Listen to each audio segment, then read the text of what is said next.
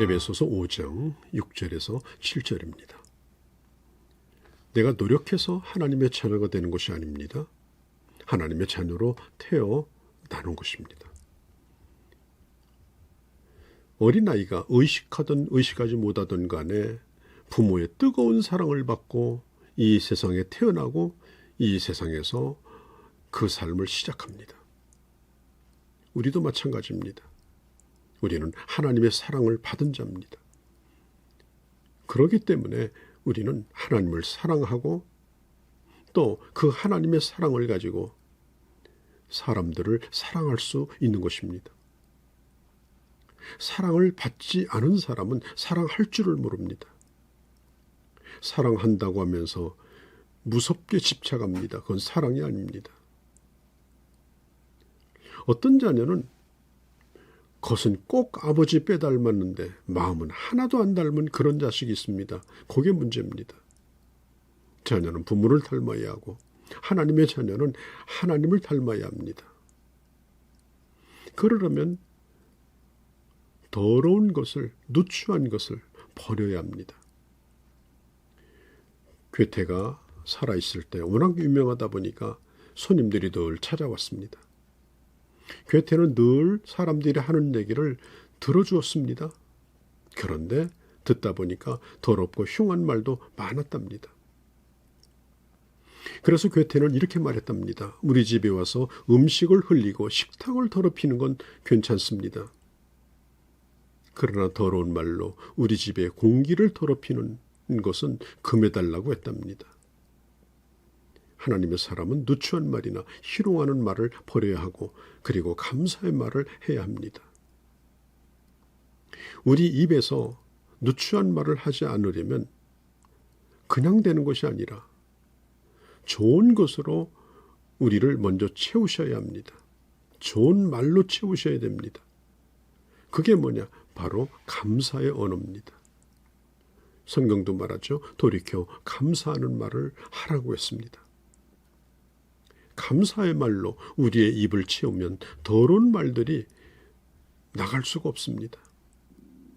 5절에 보니까 헛된 말이라고 말하는데 이건 믿지 않는 사람들이 허풍을 떠는 궤변을 두고 하는 말입니다. 아주 그럴듯한 논리로 사람들을 속입니다.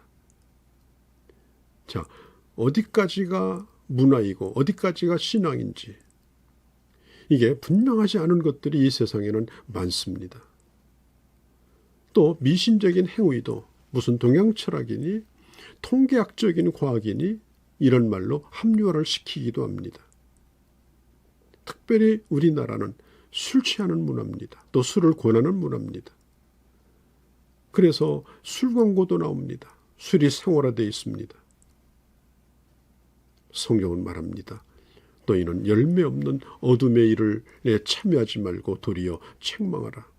열매 없는 어둠의 일. 이게 뭘까요? 하나님이 없는 세상 사람들이 가지고 있는 그런 가치관, 그런 사고방식. 그걸 의미하는 것입니다. 여러분, 신자에게 가장 큰 장애거리가 바로 세상이죠. 예수 믿는다고 해서 우리가 이 세상을 떠나서 하늘에 매달려 사는 건 아닙니다. 세상에서 겪는 일을 다 면제당하지 않습니다. 먹고 사는 문제가 있고 그리고 사람과의 관계가 있습니다. 또 이 세상을 살기 위해서는 수많은 유혹을 받습니다. 고민하지 않을 수가 없습니다. 영원한 것이 눈에 보이기보다 육의 것이 눈에 보입니다. 그리고 육의 것은 당장 좋아 보입니다. 당장 필요하기 때문에 그렇죠. 그래서 필요에 의해서 쏟기도 합니다. 여러분, 육으로 심는 것은 금세 눈에 나타나죠. 그러나 영으로 심는 것은 눈에 보이지 않습니다. 그러나 거기에는 영생이 있습니다. 영으로 심는 삶은 눈에 보이지 않기 때문에 고달플 수 있습니다. 또 신이 나지 않을 수 있습니다. 예를 들면 우리가 교회에서 봉사하는 것 어떤 대가가 돌아오는 거 아니죠. 실학생들을 가르치고 소그룹을 돌보는 거 대가 없습니다. 하나님 앞에 물질을 드리는 거 당장 눈에 보이는 것으로 채워지지 않습니다. 무슨 교회에 아주 중요한 비품을 사줬다고 해서 표창장을 주거나 박수 쳐주지 않습니다. 흘러가는 강물에 돌멩이 하나 던진 것처럼 묻혀버리고 사라져버리고 맙니다. 그러나 우리가 기억할 게 있습니다. 하나님은 거두십니다. 고린도전서 15장 58절에 보면 그러므로 내 사랑하는 형제들아 견고하며 흔들리지 말며 항상 주의 일에 힘쓰는 자들이 되라. 이는 너의 수고가 주 안에서 헛되지 않은 줄을 알미라고 했습니다.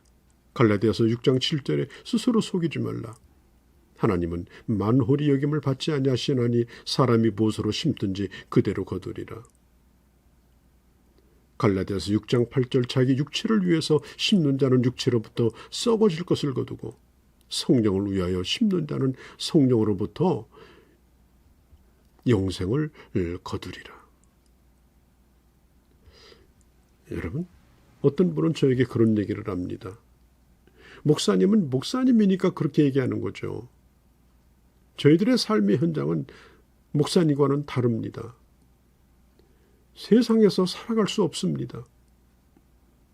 그러면서 자기 자신을 합리화시킵니다. 아들이 주일날 한 주도 안 빠뜨리고 교회만 나와 있으면 여러분,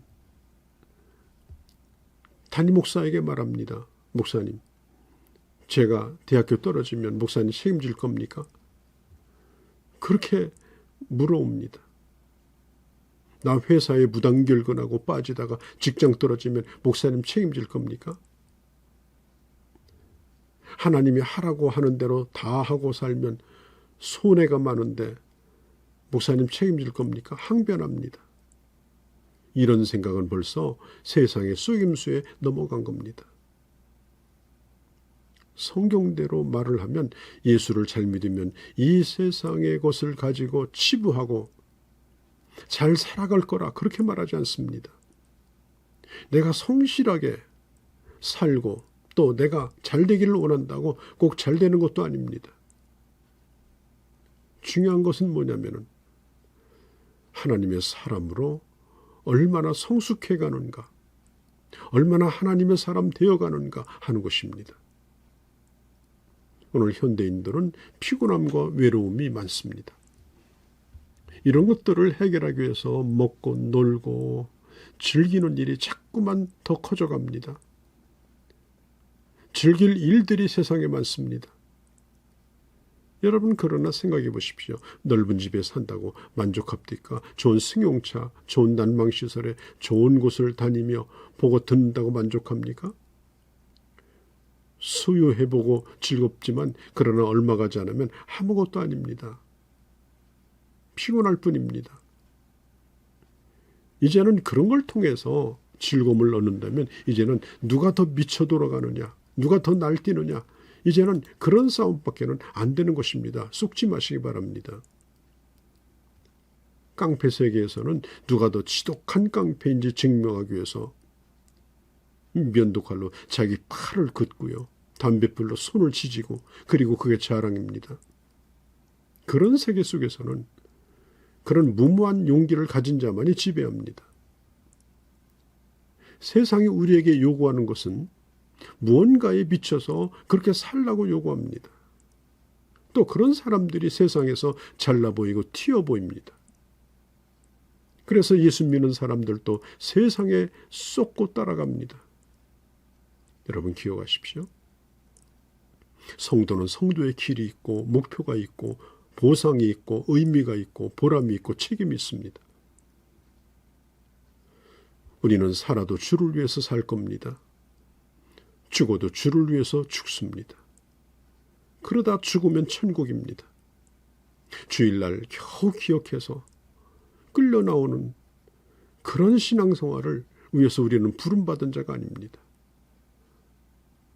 뭐 어디에 갔는데 뭐가 싸더라 가서 줄 서고, 무슨 좋은 영화 돌았더라 그리고 가서 줄 서고, 그런 걸 잘 알면서도 성경에 디도서가 어디 있느냐 이렇게 물어보면 구약부터 뒤져도 못 찾아내는 쩔쩔매는 그런 사람들이 사실은 교회 안에 많이 있습니다.